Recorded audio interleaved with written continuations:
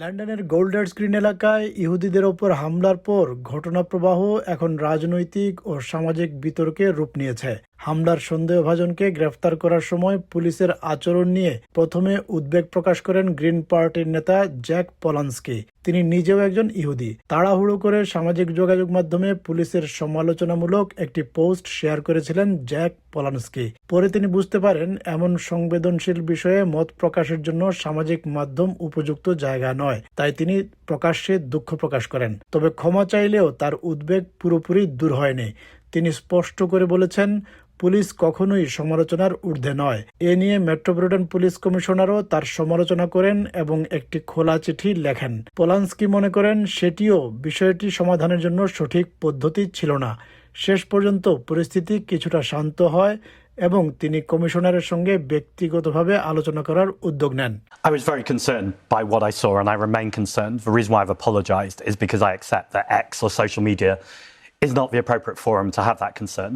I also think an open letter from the Commissioner also wasn't necessarily the appropriate forum, but I'm glad we've resolved that now.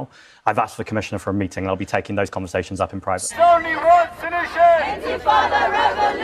North লন্ডনে দুই ইহুদি ব্যক্তিকে ছুরিকাঘাতের ঘটনার পর ফিলিস্তিনপন্থী বিক্ষোভ এবং সেখানে ব্যবহৃত কিছু স্লোগান, বিশেষ করে গ্লোবালাইজ দ্য ইন্তিফাদা নিয়ে তীব্র বিতর্ক শুরু হয়।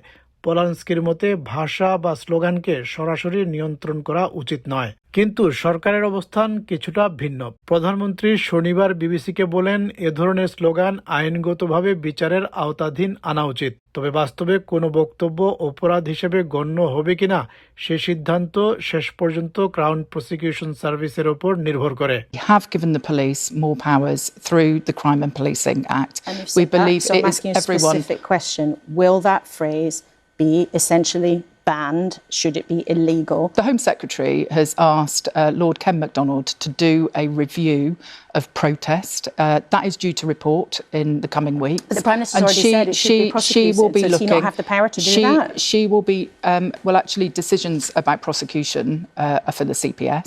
এদিকে কনজারভেটিভ নেতা কেমি বেইডেনও প্রধানমন্ত্রীর চেয়েও আরও কঠোর অবস্থান নিয়েছেন। তিনি বলেন, এমন মিছিল বন্ধ হওয়া উচিত এবং উস্কানিমূলক স্লোগান নিষিদ্ধ করা দরকার। তার যুক্তি, যদি অন্য কোনো ধর্মীয় বা জাতিগত গোষ্ঠীর বিরুদ্ধে এ ধরনের স্লোগান দেয়া অগ্রহণযোগ্য হয়, তাহলে ইহুদিদের ক্ষেত্রেও তা গ্রহণযোগ্য হতে পারে না। যদিও তিনি স্বীকার করেন বাকস্বাধীনতা ও প্রতিবাদের অধিকার গুরুত্বপূর্ণ, কিন্তু তার মতে এসব মিছিল অনেক সময় ইহুদিদের মধ্যে ভয় ও আতঙ্ক সৃষ্টি করছে।